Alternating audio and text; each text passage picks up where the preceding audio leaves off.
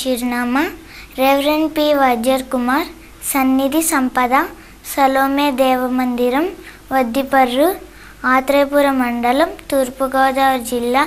మా ఫోన్ నెంబర్లు 9666142435. మా ల్యాండ్ నెంబర్ 08855271353.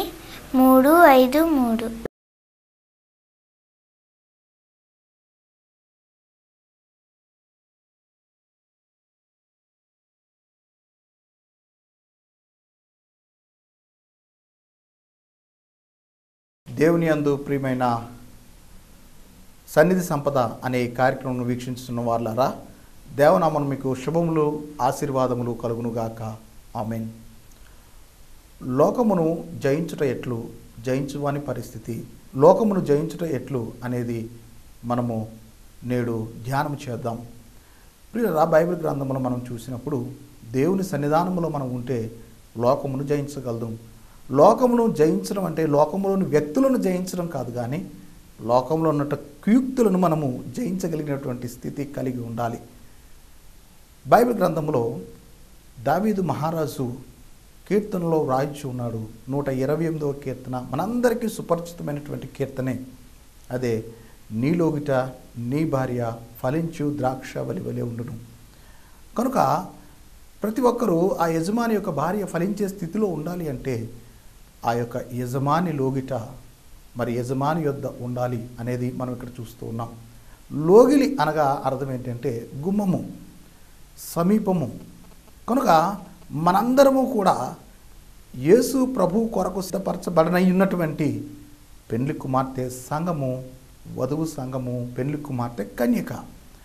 పెండ్లి కుమార్తె కన్యక అయినటువంటి మనము ఫలించబడాలి అంటే క్రీస్తు ప్రభు యొక్క లోగిల్లో మనం ఉండాలి అనే దాని విషయంలోనే ఇక్కడ దావీదు గారు రాస్తూ ఉన్నారు. కాబట్టి ప్రియులారా, మనము ఫలించే స్థితిలో ఉండాలంటే ఆయన లోగిల్లో ఉండాలి, అనగా ఆయన సమీపంగా ఉండాలి, అనగా ఆయన సమీపము అనగా ఆయన సన్నిధానములు ఉండాలి. అంటే దేవుని మందిరములో ఉండాలి, లేక దేవుని సన్నిధిలోని ఉండాలి. ఆ రీతిగా ఉండగలిగినప్పుడే ఫలింపు అనేది మనము పొందగలుగుతాం. మరి దేవునికి సమీపముగా ఉండక మరి ఏం చేస్తాం అంటే, బహుశా దేవునికి సమీపంగా ఉండని వారు దేవునికి దూరంగా ఉంటారు, లేక దేవునికి వ్యతిరేకమైనటువంటి స్థలములలో ఉంటారు. నేడు దేవునికి ఇష్టము కాని స్థలములో ఉన్నవాని పరిస్థితిని నేడు మనము వాక్యము ద్వారా పరిశీలన చేద్దాం. మార్కు సువార్త 10వ అధ్యాయములో 46వ వచనం నుంచి ఆ అధ్యాయం చివరి వరకు ఉన్నటువంటి ఆ యొక్క మాటలలో ఒక గుడ్డివాని యొక్క చరిత్ర మనము పరిశీలన చేయవచ్చు. ఆ గుడ్డివాని పేరు బర్తమయి. మరి తీముకు కుమారుడైనటువంటి బర్తమయి. ప్రియులారా, యెరికో పట్టణములో ఉన్నటువంటి త్రోవ ప్రక్కన కూర్చుని ఉండుట మనము ఈ అధ్యాయములో చూడవచ్చు. ప్రియులారా, మరి నిజమే యెరికో పట్టణంలో ఇతను ఉన్నాడు. మరి నేడు యెరికో పట్టణం యొక్క ప్రాశస్త్యమును, యెరికో పట్టణం యొక్క దుస్థితిని కూడా మనము చూద్దాం. యెరికో అనగా మరి మనము పరిశీలన చేసినప్పుడు సువాసన కలిగినటువంటి పట్టణము అనే అర్థము, లేక యెరికో అంటే సువాసన కలిగినటువంటిది అనే అర్థము. ఇది మృత సముద్రానికి పడమర దిక్కున 5 మైళ్ళ దూరములో యోర్దానునకు పశ్చిమ దిశగా ఈ యొక్క పట్టణము ఉన్నది. దీనిని బైబిల్ గ్రంథములో మనము చూచినప్పుడు ద్వితీయోపదేశకాండం 34వ అధ్యాయము 3వ వచనమును, న్యాయాధిపతులు 1వ అధ్యాయము 16వ వచనంలో కూడా మనం పరిశీలన చేస్తే ఖర్జూరల పట్టణము అని దీనికి బిరుదు. అలాగే ఈత చెట్ల లోయ అని కూడా ఈ యొక్క యెరికో పట్టణాన్ని అంటూ ఉంటారు. మరి ఈ యొక్క యెరికో పట్టణ పరిస్థితి చూసినప్పుడు ఇది మధ్యధరా సముద్రానికి 825 అడుగుల లోతులో అనగా దిగువన ఉన్నది, సముద్ర మట్టానికి దిగువన ఉన్నది. మరి ఇది సమశీతోష్ణ స్థితి పరిస్థితులు ఇక్కడ ఉన్నాయి. కనుక ఆహ్లాదకరమైనటువంటి వాతావరణమును, పంటలు చక్కగా పండుటకు అవసరమైనటువంటి వాతావరణము ఇక్కడ ఉన్నది. కాబట్టి ప్రియులారా, విస్తారమైనటువంటి పంటలు ఇక్కడ పండుతాయి. ఇది లోయ కనుక ఇక్కడ ఉన్నటువంటి సారవంతమైన నేలను బట్టి పంటలు విస్తారంగా పండుతాయి. వీరు పంటలు పండించి విక్రయించి ధనమును సంపాదించి ఈ పట్టణములో ఆస్తిని సంపాదించారు. ఇది యోర్దాను నదికి పశ్చిమమున ఉన్నది కనుక ఈ పట్టణము మీదికి అనేకులు దండెత్తి వచ్చేవారు, ఎందుకంటే ఆ సంపదను కొల్లగొట్టేవారు. ప్రియులారా, ఇక్కడ మనము ఈ యొక్క యోర్దాను పరిస్థితి చూసినప్పుడు అక్కడ ఉన్నటువంటి ప్రతి ఒక్కరు కూడా ధైర్యము చెడిన వారు ధైర్యవంతులు కాదు. కనుకనే కొంతకాలం అనేక మార్లు ఈ యొక్క యోర్దాను దాటి వచ్చి ఈ యొక్క యెరికోపై యుద్ధాలు చేయడాన్ని బట్టి, లేక యెరికోలో సంపదను కొల్లగొట్టుకుని వెళ్ళటను బట్టి వీరు ఒక ఆలోచన చేశారు. ఏంటయ్యా అంటే, ఆ రాజు ఆ యొక్క యెరికో పట్టణము చుట్టూ కూడా కోటను నిర్మించారు. యెరికో పట్టణము శత్రు దుర్భేద్యంగా ఉండుటకు కోటను నిర్మించుకున్నారు. అందులో సుఖ సంపదలతో వారు జీవిస్తూ ఉన్నారు, ఆశీర్వాదకర స్థితిలో ఉన్నారు. అయితే వారికి యుద్ధములంటే భయం, శత్రువులంటే భయం. ఈ విషయాన్ని యెహోషువ గ్రంథములో మనము చూడవచ్చు. యెహోషువ గ్రంథము 2వ అధ్యాయములో నూను కుమారుడైనటువంటి యెహోషువ వేగుల వారిని ఈ యొక్క యెరికో పట్టణం మీదకి పంపుతారు. అక్కడ వీరికి రాహాబు అను ఒక వేశ్య కనబడుతుంది. ఈ రాహాబు అనే వేశ్య దగ్గరకు మరి వీరు వేగు చూడడానికి వెళ్ళినప్పుడు కొందరు మనుషులు ఈ యొక్క పట్టణం మీదకి వచ్చారన్న సంగతి తెలుసుకున్నటువంటి సైనికులు ఈ యొక్క రాహాబు యొద్దకు వచ్చి అడుగుతారు. ఆమె వారిని దాచి తన ఎంట దాచిపెట్టి వారు ఇప్పుడే వెళ్ళిపోయారు అని చెప్తూ ఉన్నది. మరి ఆ సమయంలో ఆ యొక్క సైనికులు వెళ్ళిపోగా వారిని బయటకు పిలిచి వారితో చెప్పుతున్నది ఏమిటంటే, యెహోషువ గ్రంథము 2వ అధ్యాయము 9వ వచనంలో ఉన్నటువంటి మాటలు మనం చూసినప్పుడు, మీ వలన మాకు భయము పుట్టుననియు మీ భయం వలన ఈ దేశ నివాసులందరికీ ధైర్యము చెడినని నేను ఎరుగుదును అనే మాటను ఇక్కడ చూస్తూ ఉన్నాం. కనుక వారు ధైర్యము చెడి ఉన్నటువంటి స్థితి ఈ యొక్క వచనాల్లో మనకు తేటగా ప్రస్ఫుటమవుతూ ఉన్నది. ప్రియులారా, అంతేకాదు కానీ దేవుడు వీరిని ఏ రీతిగా ఎర్ర సముద్రము దాటించి తీసుకుని వచ్చారో, వచ్చుచూ ఉన్నటువంటి మార్గ మధ్యములో వీరు ఎలాంటి యుద్ధాలను ఎదుర్కొని జయమును సంపాదించారో ఇవన్నీ కూడా కథలుగా వీళ్ళు విన్నారు. ఎందుకంటే వీరు ఎర్ర సముద్రము దాటి వచ్చి ఈ యొక్క యెరికో దగ్గరకు వచ్చినప్పుడు దాదాపు 40 సంవత్సరములు మరి గతించుతూ ఉన్నది. కనుక ఈ 40 సంవత్సరంలో జరిగిన ప్రతిదీ కూడా ఆ నోట వీరు తెలుసుకున్నారు. కనుక ఇశ్రాయేలీలు అంటే భయము చెంది ఉన్నారు. ఇశ్రాయేలే కాదండి, ప్రతి ఒక్కరూ అంటే వీరికి భయము మరి కలిగి ఉన్నట్టు మనము లేఖనముల్లో చూడవచ్చు. ధైర్యము చెడినటువంటి ఈ యొక్క యెరికో పట్టణస్థులు ఇశ్రాయేలీలంటే చాలా భయం కలిగి ఉన్నారు. ఇశ్రాయేలు దేవుడు అంటే చాలా భయం కలిగి ఉన్నారు. మరి ఇదే సమయంలో మొట్టమొదటిగా మనం చెప్పుకున్నాం, యోర్దాను నది దాటగానే మొట్టమొదట కనబడే పట్టణం ఏదయ్యా అంటే అది మరి కేవలము యెరికో పట్టణమే. కాబట్టి ఇశ్రాయేలీలు కూడా యెరికో పట్టణాన్ని దాడి చేయుటకు, ఆ పట్టణం మీద దాడి చేయడం కోసం మరి సన్నద్ధమై ఉన్నారు. దేవుడైన యెహోవా యెరికో పట్టణాన్ని అద్భుతమైన రీతిగా ఇశ్రాయేల్కి అప్పచెప్పారు. ఎలాగూ అంటే ఆ కోట గోడలనే భూమిలోకి కృంగిపోవునట్లు దేవుడైన యెహోవా చేసి ఉన్నాడు అనేది ఈ యొక్క యెహోషువ గ్రంథంలో 6వ అధ్యాయంలో మనము చూడవచ్చు. ఈ యొక్క 6వ అధ్యాయంలో మనము చూసినప్పుడు దేవుడు చెప్తున్నాడు ఏంటంటే, ఇదిగో మీరు 7 దినములు సమర్పించుకోండి. ఈ 7 దినములు కూడా ఈ యొక్క యెరికో చుట్టూ కూడా రోజుకి ఒకమారు తిరుగుతూ ఉండాలి.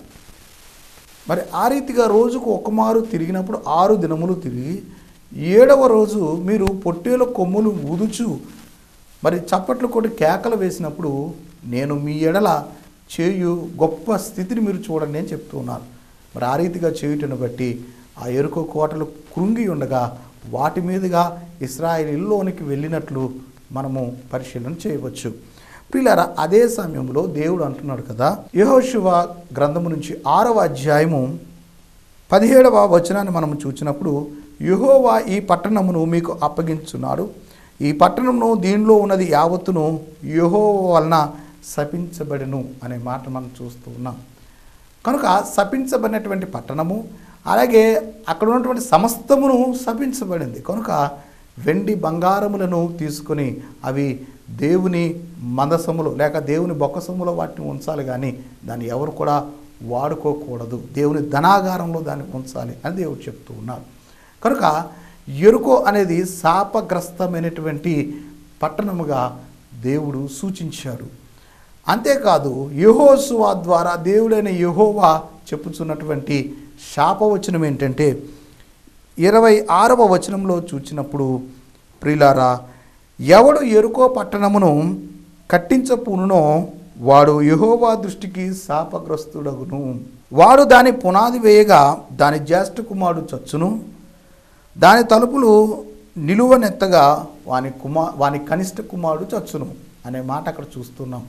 దీని నెరవేర్పు ఎక్కడ జరిగిందయా అంటే రాజుల గ్రంథము మొదటి గ్రంథము 16వ అధ్యాయము 34వ వచనములో దీని నెరవేర్పును మనం చూస్తూ ఉన్నాం. కనుక యెరికో అనగా శాపగ్రస్తమైనటువంటి స్థితి.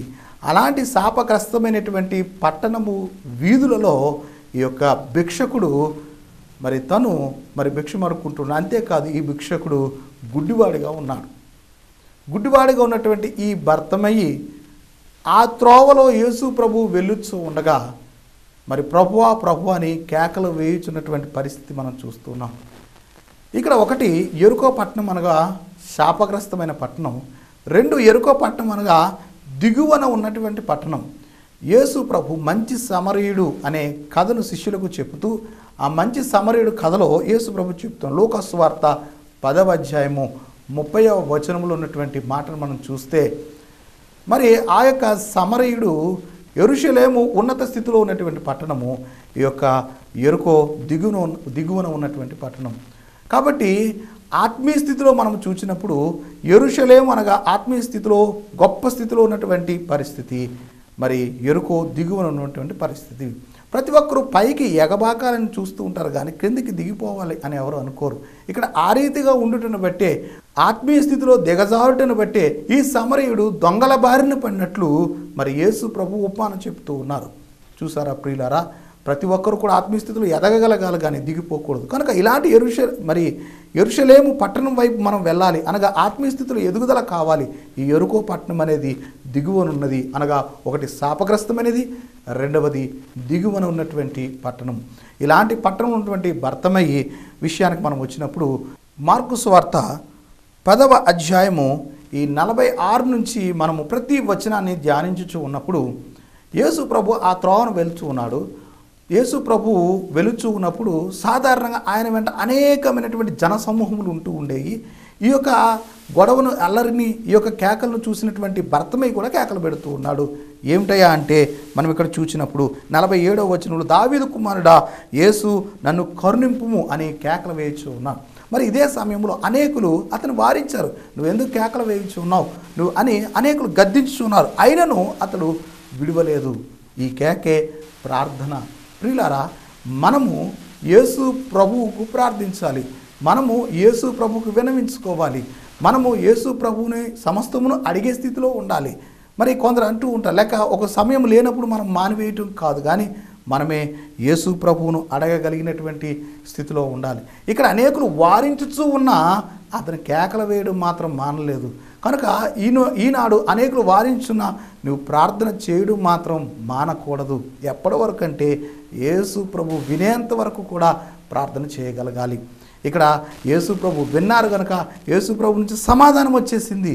ఏంటయ్యా సమాధానం అంటే యేసు ప్రభు అంటున్నారు కదా, ఊరకుండా మన అనేకులు గద్దించిన యేసు ప్రభు అంటారు వారిని పిలువుము అని యేసు ప్రభు చెప్తున్నాడు. నిజమే, నువ్వు కూడా యేసు ప్రభు ప్రార్థన చేయగలుగుతూ ఉన్నప్పుడు యేసు ప్రభు నీ ప్రార్థన వింటారండి.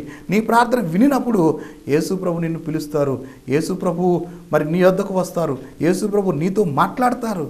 అనేకులు నేడు అంటూ ఉంటారు, నాతో కూడా దేవుడు మాట్లాడాడు, నీతో కూడా మాట్లాడదు.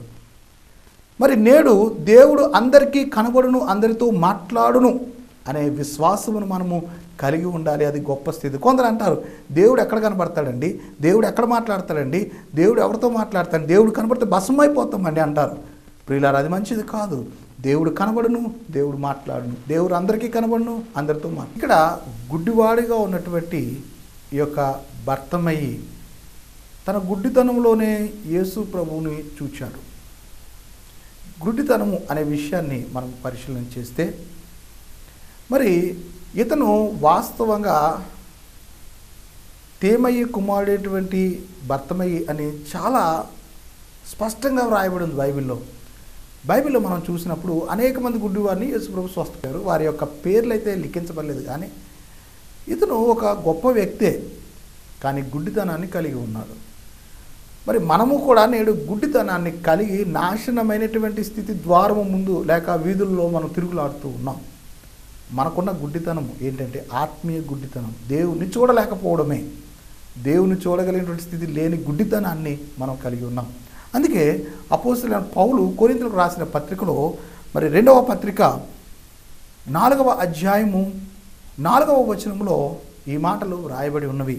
దేవుని స్వరూపి అయి ఉన్న క్రీస్తు మహిమను కనపరచు సువార్త ప్రకాశము వారికి ప్రకాశింపకుండునట్లు ఈ యుగ సంబంధమైన దేవత అవిశ్వాసులైన వారి మనోనేత్రములకు గుడ్డితనము కలుగచేసును అనే మాటలు ఇక్కడ మనం చదువుకుంటున్నాం.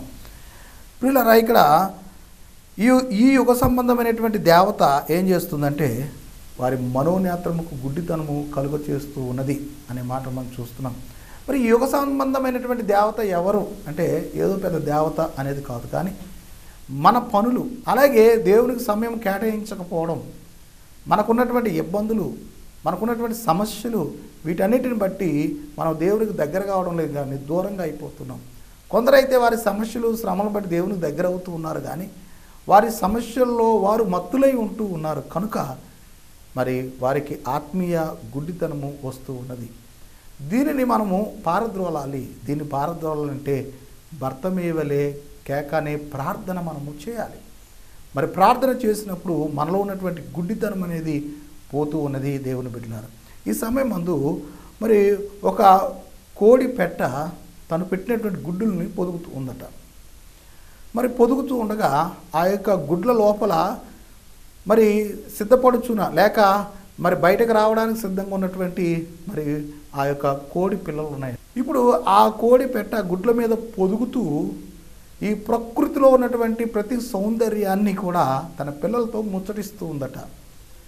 ఎలా చెప్తుందంటే సూర్యుడు ఉంటాడు, వెలుగు ఉంటుంది, చంద్రమా ఉంటుంది, చాలా చక్కగా ఉంటుంది, ప్రకృతి ఆహ్లాదకరంగా ఉంటుంది అని చెప్తూ ఉన్నప్పుడు ఆ పెంకు లోపల ఉన్నటువంటి ఆ యొక్క కోడి పిల్లలు వింటూ ఉన్నాయి, కానీ మరి ఈ యొక్క ప్రకృతి ఎలా ఉంటుందో చూడలేకుండా ఉన్నాయి. ఎందుకు అంటే ఈ ప్రకృతికి ఆ పిల్లలకి మధ్య ఏముందంటే పెంకు ఉంది. ఎప్పుడైతే ఆ కోడి పిల్లల పెంకు మరి పగలగొట్టు బయట పడతాయో అప్పుడు అవి ఆనందంగా మరి ఈ ప్రకృతిని, తల్లి చెప్పినటువంటి ప్రకృతిని చూడగలుగుతాయి.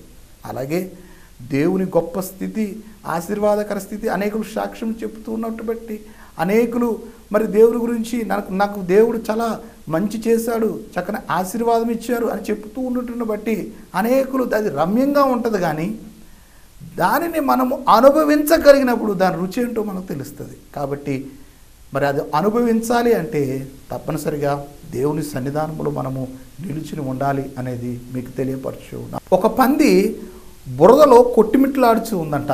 ఆ పంది దగ్గరకు వచ్చినటువంటి హంస అందంట, పోయి ఆకాశంలో చాలా బాగుంటుంది, ఆనందంగా ఉంటుంది, ఆహ్లాదకరంగా ఉంటుంది, నాతో ఒక రోజు రాని తీసుకెళ్తాను. అప్పుడు పంది అందంటండి, అక్కడ బురద ఉంటుందా అని అడిగిందంట. కాబట్టి పందికి కావాల్సింది ఏంటంటే బురద. కాబట్టి ప్రియులారా, యేసు ప్రభు నిన్ను గొప్ప స్థితిలో నిలబెట్టాలి, గొప్ప స్థితిలో చూడాలి అని తలంచుతూ ఉన్నప్పుడు అక్కడ కూడా పాపం ఉంటుందా అనే స్థితికి మరి నేడు మనం చేరుకుంటూ ఉన్నాం, నేను అనేకులు చేరుకుంటూ ఉన్నారు. కాబట్టి దాన్ని వదిలివేయాలి, దాన్ని వదిలివేసే స్థితిలో మనం ఉండాలి. కాబట్టి ఇక్కడ మనం చూసినప్పుడు ఈ యొక్క గుడ్డివాడు చేసిన మొట్టమొదటి పని తన వస్త్రమును వదిలివేసెను అనేది చూస్తున్నాం. కనుక మన పాపాన్ని మనము వదిలివేసి దేవుని వెంబడించాలి. నీ పాపంతో నీవు దేవుని వెంబడిస్తే, నీ పాపంతో దేవుని ఆజ్ఞలను అనుసరిస్తే ఏ ప్రతిఫలం ఉండదు, ఏ లాభం ఉండదు, ఏ ఆశీర్వాదం కూడా మనకు ఉండదు అనే విషయాన్ని మనము ఇక్కడ గమనించాలి. సామెతలు మరి గ్రంథంలో మనము చూసినప్పుడు 28వ అధ్యాయము మరి 13వ వచనములో ఉన్నటువంటి మాటలను ఒకసారి తేటగా పరిశీలన చేస్తే, తన అతిక్రమములను దాచిపెట్టువాడు వర్ధిల్లడు అనే మాటను మనం చూస్తున్నాం. కాబట్టి ఎవరైతే తన అతిక్రమములు దాచిపెట్టకూడదు, ఒప్పుకోవాలి, దేవుని ఎదుట ఒప్పుకోవాలి.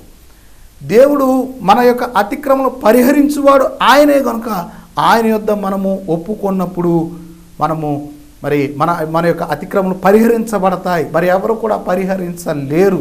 ఈ వాక్యము వినుచు ఉన్నటువంటి ప్రియమైన విశ్వాసి, ఈ వాక్యమును వీక్షించుతున్న వారులారా, దేవుడు మన అతిక్రమములను పారదోలువాడై ఉన్నాడు. నీ యొక్క పాపములు రక్తం వలె ఎర్రగా ఉన్నా సరే హిమం వలె తెల్లగా చేస్తాను అని దేవుడు చెప్తున్నాడు.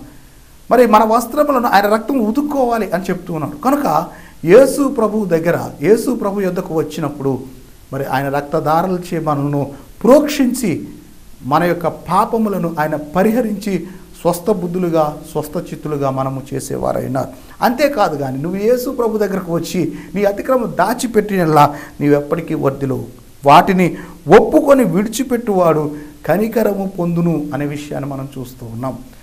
అలాగే గుడ్డితనాన్ని కలిగి ఉంటున్నాం.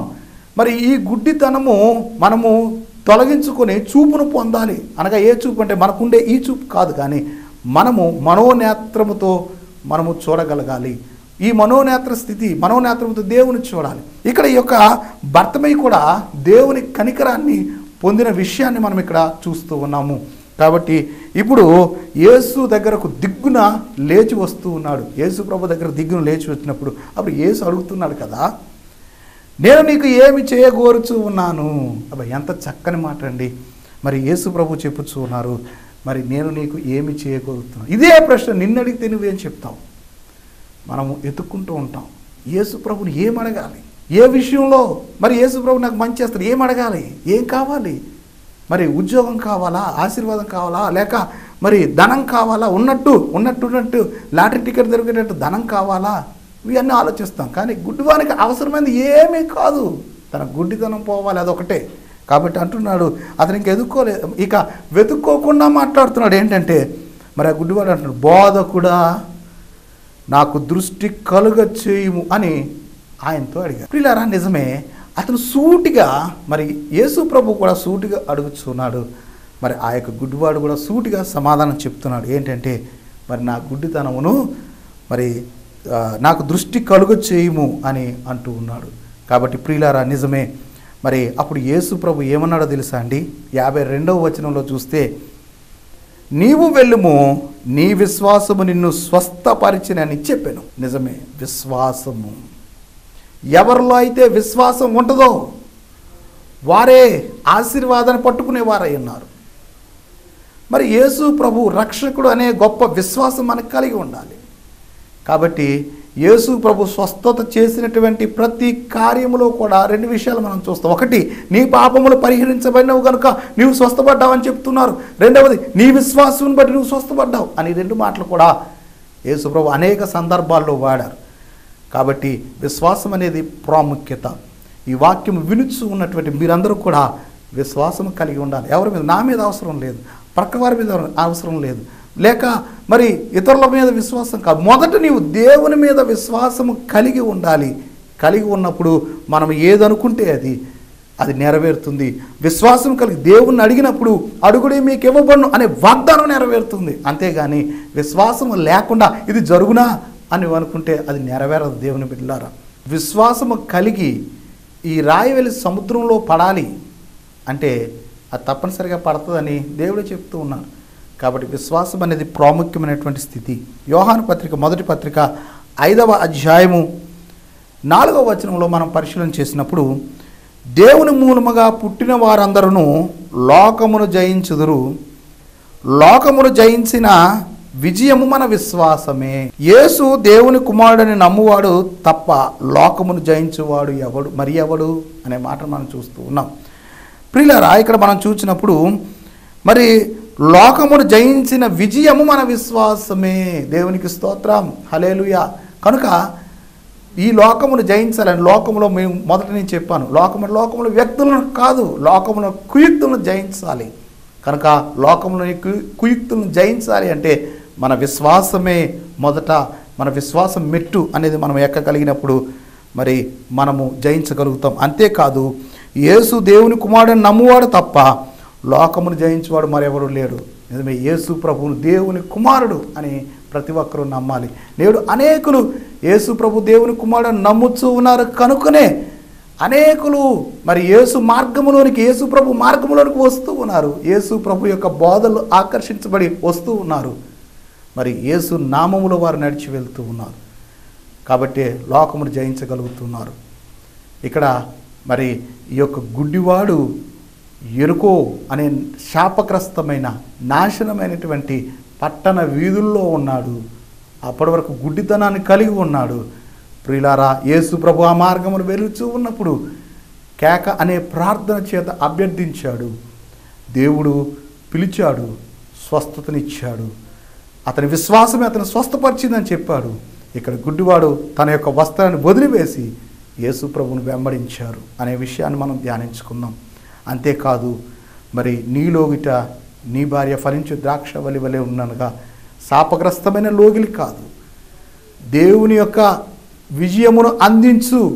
మరి విజయము నాదని సొంతం చేసుకున్న దేవుని సన్నిధానములో, దేవుని గుమ్మము అనగా మందిర గుమ్మము లేక దేవుని సన్నిధానం అనే గుమ్మము యొద్ద నీవు ఉండగలిగితే గొప్ప విజయాన్ని, ఆశీర్వాదాన్ని సంపాదించుకుంటాం.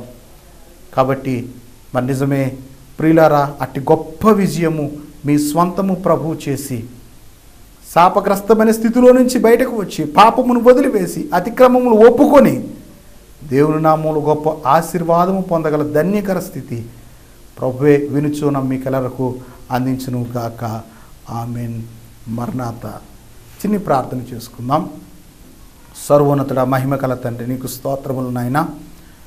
ఈ వాక్యమునిచ్చిన దేవానికి స్తోత్రములు. నేడు అనేకులు నీ సన్నిధానము అనే నీ గుమ్మం యొద్ద ఉండకుండా శాపగ్రస్తమైనటువంటి మరి స్థితిలో కొట్టిమిట్లాడుచూ ఉంటున్నారు. ఎరుకో శాపగ్రస్తమైనదిగా శాపగ్రస్తమైన స్థితిలో నెట్టివేయబడుచు ఉన్నారు. భర్తమై ఎలాగ నిన్ను కనుగొన్నాడో, గుడ్డివాడైనా నిన్ను కనుగొన్నాడు, ఆ రీతిగానే తండ్రి మేమును నిన్ను కనుగొని నిన్ను వేడుకొని నీ యొద్ద నుంచి మరి వాక్కును అందుకొని ప్రభువా నీ విశ్వాసములో నిలిచిని ఉండి ఈ యొక్క ఆత్మీయ గుడ్డితనము తొలగించుకొని నిన్ను చూచుచూ గొప్ప ఆశీర్వాదం పొందగల ధన్యకర స్థితి నీవే అనుగ్రహించమని త్వరగా వచ్చుచున్న యేసునామమున అడుగుచున్నాము తండ్రి. ఆమెన్. దేవుడు మేము మిక్కిలి దీవించును గాక. ఆమెన్. మరణాత. అనేకులు మరి ఫోన్లు చేసి తమ యొక్క విజ్ఞాపనలు మాకు అందించి ఉన్నారు. మేము ప్రార్థిస్తూ ఉన్నాం.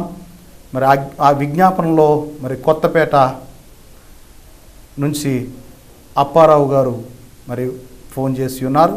వారి గురించి చిన్ని ప్రార్థన, క్లుప్త ప్రార్థన చేద్దాము. మరి ఈ యొక్క కార్యక్రమం వీక్షించిన వారు కూడా మంచం పడినటువంటి వారు చక్కని స్థితిలో, ఆరోగ్య స్థితిలో వెళ్ళాలని వారు ఎంతో సేవ చేసేవారట. మరి దేవుని నామములో కరపత్రాలు పంచి మరి నాకు ఎందుకు దేవుడు ఈ దుస్థితి కలుగ చేశాడు, మీరు ప్రార్థించండి అని నన్ను కోరి ఉన్నారు. ఆ విజ్ఞాపన మీద నేను మా ప్రేయర్ టీంలో ప్రార్థిస్తూ ఉన్నాం. అలాగే మీరు కూడా మరి అప్పారావు గారి గురించి ప్రార్థించవలసిందిగా, ఆయన ప్రభుత్వ ఉద్యోగిగా రిటైర్ అయ్యారు, మరి వారి గురించి ప్రార్థించవలసిందిగా కోరుచున్న చిన్ని ప్రార్థన. సర్వోన్నతుడ, కృపగలిగిన తండ్రి, మరి కొత్తపేట గ్రామం నుంచి ప్రభు అప్పారావు గారనే మరి వారి విషయంలో ప్రార్థిస్తూ ఉన్నాం. మరి మంచబైన ఆయన నీ రక్తమును ప్రోక్షించి దిగ్గున నీవే లేవనెత్తి మన తండ్రి మునుపటి స్థితిలో మళ్ళా నిలబెట్టుమని గొప్ప ఆశీర్వాదకర స్థితిలో నిలిచి నా తండ్రి అతను ఉన్న బలహీనతను నజరైన యేసు నామములో పారద్రోలి ప్రభువా అతని విశ్వాసము చేత అతని స్వస్థపరచుమని త్వరగా వచ్చుచున్న యేసు నామమున అడుగుచున్నాము తండ్రి. ఆమేన్. మరణాత. ఈ రీతిగా అనేకులు తమ విజ్ఞాపన అందించినప్పుడు మేము తప్పనిసరిగా ప్రార్థిస్తూనే ఉంటాం. కాబట్టి మీ యొక్క విజ్ఞాపనలు మరి స్క్రీన్ మీద కనబడుచున్నటువంటి ఫోన్ నెంబర్కు ఫోన్ చేసి నిరభ్యంతరముగా మీరు మాకు తెలియపరచవలసిందిగా మిమ్మల్ని కోరుచూ ఉన్నాము. దేవుడు దీవించునుగాక. ఆమేన్.